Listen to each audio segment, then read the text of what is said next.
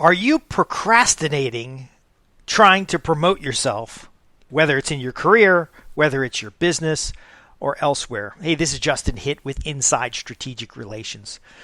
I will admit, as harsh as this may sound, is that I very often procrastinate with podcasts. I have more than 500 podcast episodes over the last, maybe 8 years or so. And often I'll use the podcast to flesh out an idea, and I'll put it out in the marketplace. Now, this is very vulnerable. I'm being honest. It's the shoe maker's children have no shoes. But I'll create a podcast. I'll put it out there on syndication. So it'll go to Apple Podcasts and Google Podcasts and iHeartRadio and all these different platforms. Thousands of people will listen to an episode. Even more tune in regularly, but I don't know where all these new people are coming from because the people who tune in regularly is not as many as the people who actually listen to episodes. The subscribers are not there. I'll share an idea. I'll outline content related to it. I'll write some show notes. I'll do all the things that are necessary to position myself as an expert, and then I won't follow through.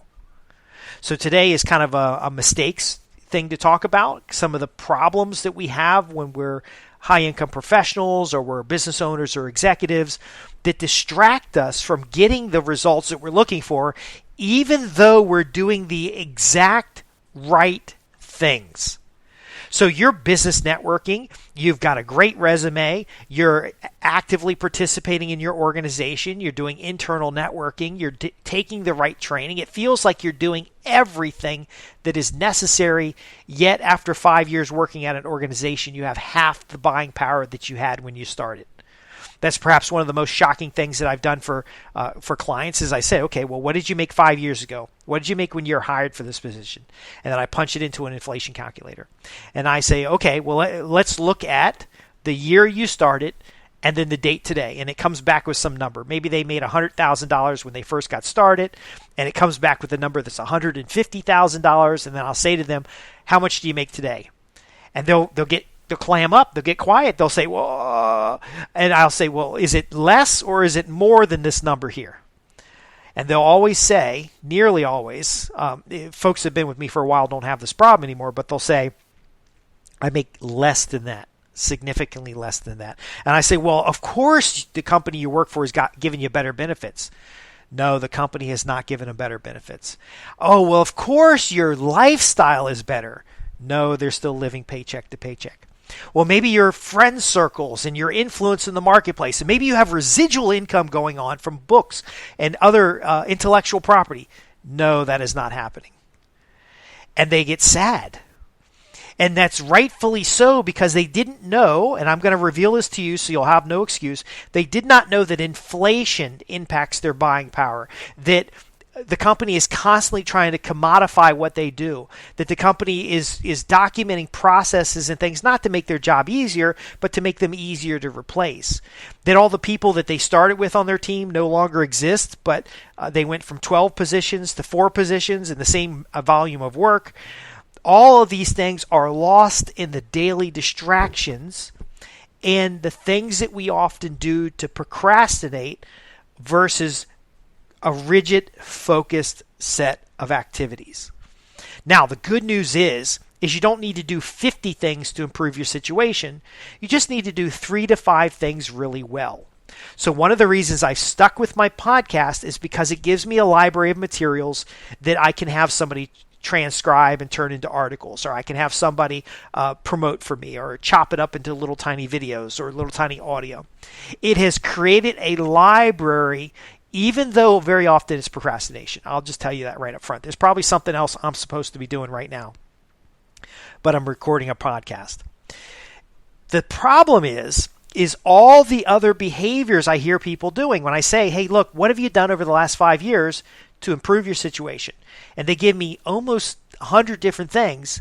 And then I ask them, well, what worked? And they don't know. They say, obviously, none of it worked because I make less money now than I made before. We have to kind of bring people down on that emotional roller coaster because the exercise itself is meant to help you pattern break. But if we were to make a list If you were a salesperson and we were to make a list each day of selling activities and then all the other activities you do, you could immediately improve the results of your selling activities by doing fewer things that distract it from that core activity. So, for example, a lot of salespeople need to be prospecting, presenting, and closing. So all the activities associated with prospect, present, and close are not activities like mowing your own grass at home. It's not activities like waiting in line at the DMV. It's not activities like cleaning your house. Those activities are important, but those are activities that require a low skill set that is not equivalent to the skill set necessary to prospect, present, and close. And therefore, they distract from the core activity of your business. Now, you might be saying, well, Justin, should I not take vacations? Should I not spend time with family? Am I supposed to focus just on the most productive activities? Well, let's explore that. So you've got certain activities that you default to because they're comfortable.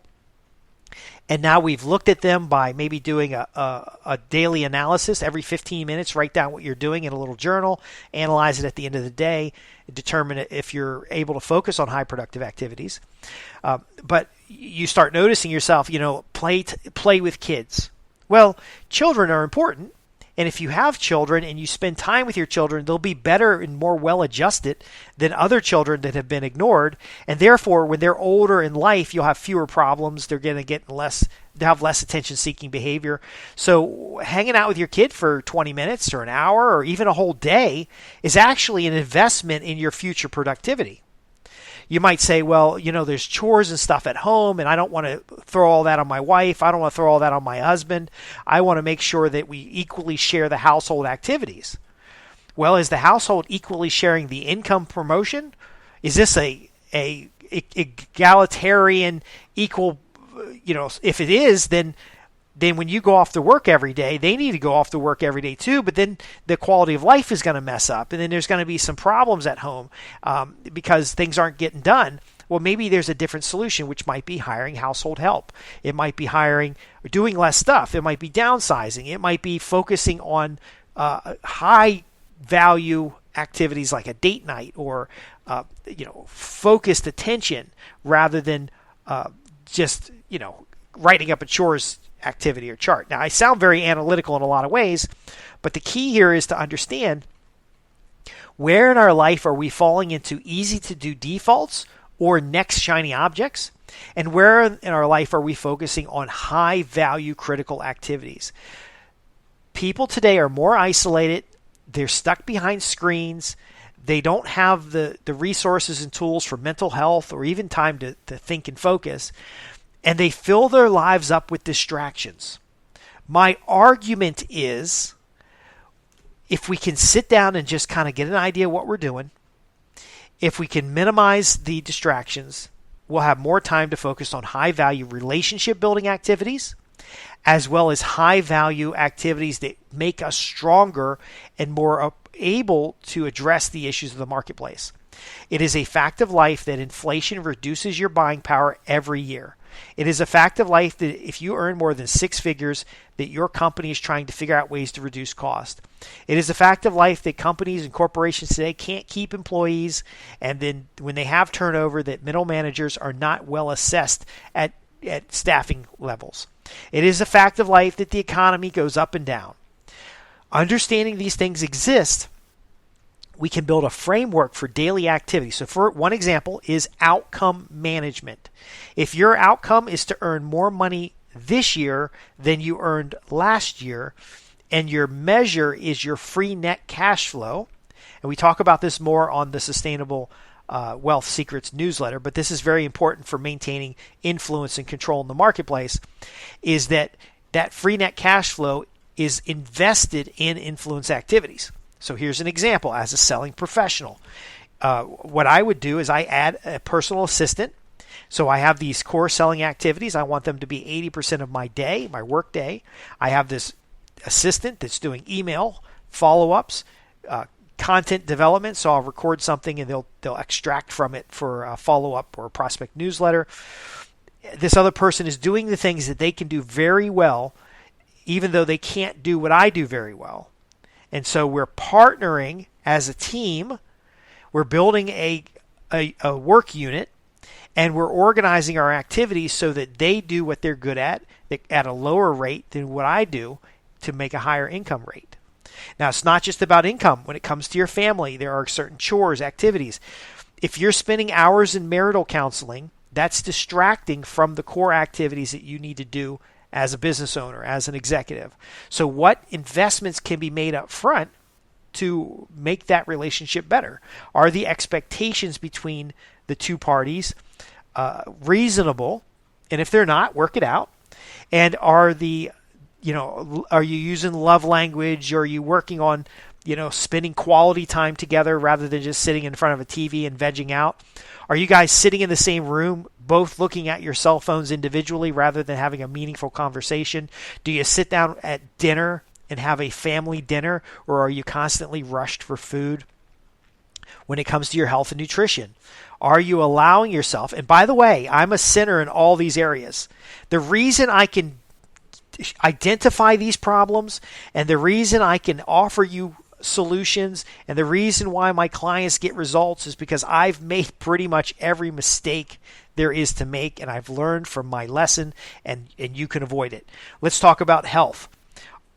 A lot of times in business, you're going to be sitting at your desk eating a meal. That time could be out networking. That could be time where you go out and have a decent, high quality, nutritional meal. That could be time that you're getting in some mind space. So, for example, taking a walk, grab a nice bite to eat, nothing rushed. Take a nice little walk. Come back to the office recharged. If you're working from home, do you have a designated space to work remote? No, a lot of people they're sitting at their kitchen table. A lot of people have a lot of distractions. No, I've had an office space for more than 20 years that is designated for work. It shows in my income, but it also shows in my ability to disconnect with the workplace and be able to have family relationships and family life. Now, if you follow all the advice here, will it work out perfectly for you? No, not necessarily, because here's the last problem.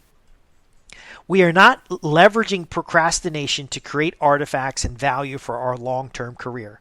That's because we don't have a clear outcome that we desire. So when I mentioned outcome management earlier, outcome management is literally having a list of projects that you are doing and then clearly defining why you're doing the project and what result are you expecting the project to create. We're not optimizing or organizing our income streams. Very often we get stressed out, and then we spend more money than we earn, and then we fight and struggle to keep up on the earning side. A lot of folks come to me for career development, for establishing businesses, for creating residual income, or positioning themselves as an expert, but they do so many things in their lives that remove the expert credibility that they need so much to keep up in the marketplace. And then finally, we rely too much on a single employer. If a single employer had your best interest at heart, they'd be paying you in equity and bonusing you out every quarter like they do the executives, but they don't, because again, no matter how specialized what you do is, it's not really that special. You can hire somebody either in the United States or in another country or even in another city to do the same work you do, because the organization commodifies. And I know this because I help with business process optimization. We commoditize the process. We automate it with computer systems so that we aren't reliant on the mistakes people make. Because every employee, 65% of employees don't like their job. Every employee will eventually make a mistake because something goes wrong somewhere. And ultimately, we can't rely on managers to properly manage the staff levels because there are financial constraints, there are staff availability constraints, and then there are also projects that are just not producing. So with all these factors against you, why would you put more stuff on your plate that takes you away from the goals, objectives, and outcomes that you desire? I've got a resource called What Do You Want and How Do You Get It? I think that's the best place to start. It's going to be on the website, and it's going to help you start identifying what's important to you. It is okay. I'm giving you permission to define what is important to you and to pursue that despite what anybody else tells you. Okay? It sounds selfish, but in the long run, it is going to serve your family. It's going to serve your health. It's going to serve your mental stability. It's going to serve your unique and individual strengths. Next, I want you to get out in the marketplace and position yourself as a recognized expert. There's some subject matter activity that you've worked on career-wise or you have a special interest that you can use my book, Establish Instant Credibility, to get out in front of decision makers. That's the key. Nobody cares how many YouTube followers you have or how many Facebook friends you've got. You need to be in front of decision makers who can make a decision to transform your career or to become a customer. And so you can get that resource to get you started. But the key here is to recognize how you procrastinate. I would be procrastinating whether or not I had a podcast. But a long time ago, I decided that if I did a mid-form or a long-term presentation to at least the subscribers on my newsletter, that 15 minutes of procrastination, that hour of procrastination, while it created additional work downstream, did not detract from the outcomes that I'm looking for. So by creating this podcast, I can create it one time and you can listen to it many times. I sincerely want you to use the information here because I believe it will be beneficial. I know from the clients I've had in the past and existing case studies that focusing on clear outcomes, one or two key outcomes, narrows down the focus of daily activities, and you'll actually get bored.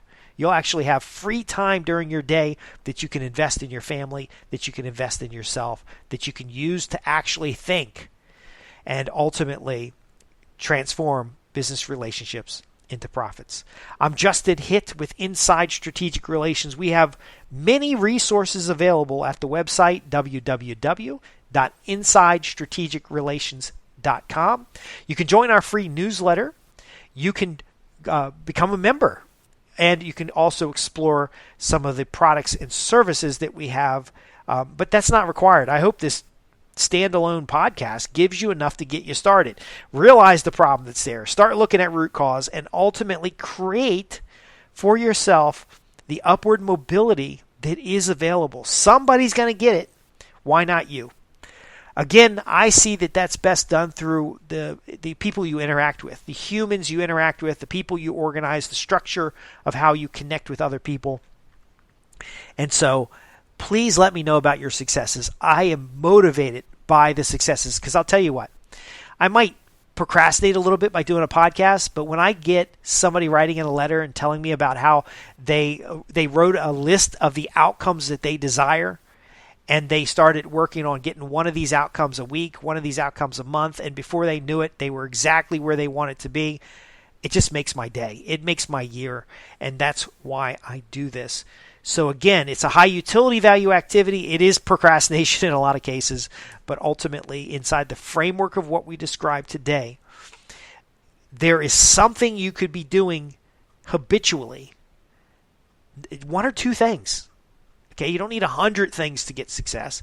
One or two things that would feed the other activities and syndicate throughout what you do and ultimately deliver for you stronger business relationships, more influence in the marketplace, greater family value, more security in your life, and the ability to make better decisions. Again, thanks for listening, and I'll see you in the next podcast.